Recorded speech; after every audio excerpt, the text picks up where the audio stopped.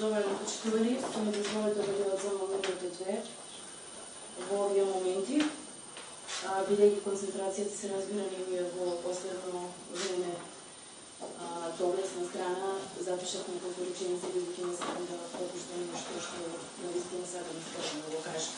Се надевам дека председател ќе ми дозволи во овие моменти да го кажам ово, дека нема да ја прекине.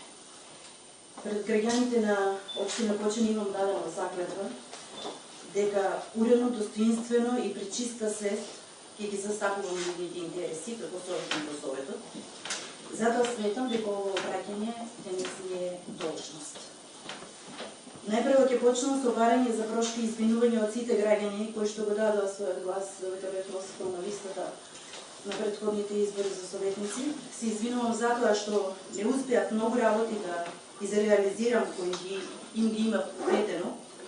Имав храброст и визија за сите нив, но бев сама во процесот на реализација, бидејќи во ниеден момент тие работи не беа погодни за челниците, односно за раководството на мојот општински комитет.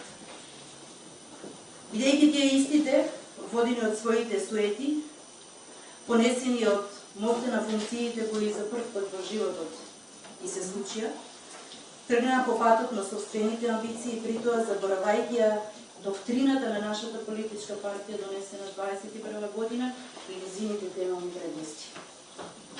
Затоа на денешната седница, каде што имаме два кандидати за вршител на должност на градоначалник, јас би сакала да го кажам следното. За едниот, кој што се представува како обичен човек, притоа заборавајќи дека сите ние сме обични луѓе, за тој кој што својот кредибилитет го гради само преку медиумски, ситни и безсуштински реклами, човек кој не одговори на прашање зошто како советник сите овие години не се сетил да се запраша за правилностите или неправилностите на дискотеката, а тоа е веројатно затоа што му годела забава да во тој објект после користењето на забраните супстанции. И да не должам многу да не набројувам. За другиот, заедно со своите блиски другарчиња, кои што пропагираат честност и солидарност, не спомнувам што име и презиме никога. Понесен од влијанието на позицијата, тргна по освојување на било која функционерска позиција, притоа со физички напади и јадење на живи луѓе, човек кој што токму овде не го гласаше буџетот на општина Кочани за 25, а сега сака да работи со буџетот за 25. И сметам дека поред на нештата функцијата треба да ја преземе председателот на општинскиот советник и заменик градоначалник, но очигледно дека е послатка сопствената визија отколку визијата за овој град и за нашите граѓани. Затоа, мојот здрав разум и мојата заклетва не ми дозволува да подржам ниту еден кандидат.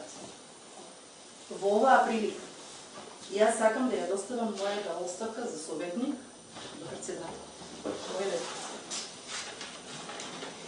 Бидејќи самото присуство овде може да се брои како број, но мислам дека ова е страшно недостојно и понижувачки за мене и за сите оние мои поддржувачи кои што ме гласале на избори.